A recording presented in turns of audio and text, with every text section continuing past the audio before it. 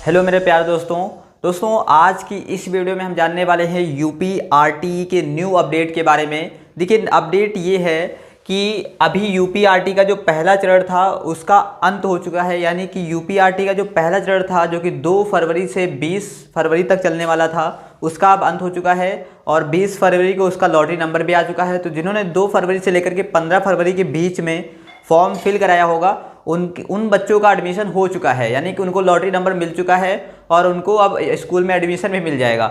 लेकिन जिन्होंने अभी तक फॉर्म नहीं भरे हैं, यूपीआरटी के फॉर्म जिन्होंने नहीं भरे हैं वो अब दूसरा चरण में भर सकते हैं। यानी दूसरा चरण जो है वो अब कब से शुरू होगा, तो दूसरा चरण जो है वो 22 फरवरी से शुरू होने वाला है, वो चलेगा 5 मार्च तक। यानी कि अगर आप 22 फरवरी से 5 मार्च के बीच में भी अगर फॉर्म भरा देते हैं तो फिर आपका यूपीआरटी में एडमिशन फिर से हो सकता है। और जिसकी लॉटरी जो है वो 10 मार्च को निकलेगी। यानी अगर आप 22 मार्च से 5 मार्च के बीच में फिर से फॉर्म भरा देते हैं, अगर आपके बच्चे का रिजेक्ट भी हो चुका है तो आप फिर से फॉर्म भरा दीजिए, क्योंकि वो जो है ना वो 10 मार्च को फिर से लॉटरी में निकल आएगा नाम।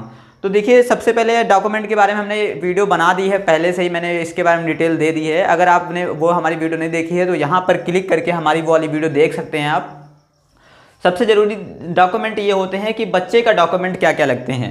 तो देखिए बच्चे का आधार कार्ड होना ज़रूरी है, लेकिन अभी नया अपडेट इस साल आया है कि बच्चे का आधार जो है वो कंपलसरी नहीं है। यानी अगर है तो लगा दीजिए, अगर नहीं है तो कोई ज़रूरत नहीं है। यानी होना अनिवार्य नहीं है, अगर है तो लगा दीजिए फॉर्म में, अगर नहीं है तो कोई बात नहीं। लेकिन बच्चे का जन्म प्रमाण पत्र है वो होना ज़रूरी है। बच्चे का जन्म प्रमाण पत्र लगता है, ठीक है। और बच्चे की फ़ोटो लगती है, पासपोर्ट साइज़ फ़ोटो लगती है बच्चे की, ठीक है। और अगर हम डॉक्यूमेंट करें अभिभावक की, यानी कि अभिभावक कौन कौन से डॉक्यूमेंट लगते हैं, कौन कौन से दस्तावेज लगते हैं जो कि माता पिता के लगते हैं। देखिए माता या पिता, अगर माता है तो माता, अगर पिता है तो पिता। माता या पिता में से एक का लगता है, माता या पिता का जाति प्रमाण पत्र लगता है और माता या पिता का आय प्रमाण पत्र लगता है। इनमें से किसी एक का लगता है, या फिर माता जी का लगेगा या फिर पिताजी का लगेगा। क्या लगेगा, पहले क्या लगेगा, जाति प्रमाण पत्र, दूसरे नंबर पे लगेगा आय प्रमाण पत्र। माता या पिता का निवास प्रमाण पत्र लगेगा, ठीक है। तो जाति प्रमाण पत्र, आय प्रमाण पत्र और निवास प्रमाण पत्र लगेगा।